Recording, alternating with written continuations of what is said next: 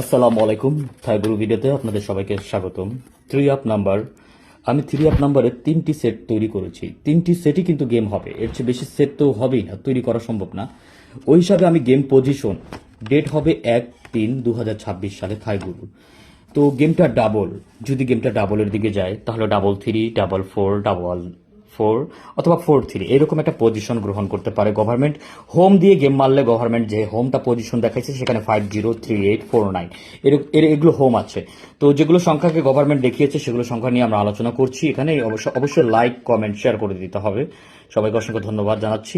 সে সাথে এখানে রান একটি পজিশন, গভর্নমেন্ট লটারি একটি রান পজিশন ছিল যেখানে 4-5-3-4-6-7 রান পজিশন, অর্থাৎ থ্রি আপের গেম পজিশন কোথায় থাকতে পারে সেটা নিয়ে আমি আলোচনা করব।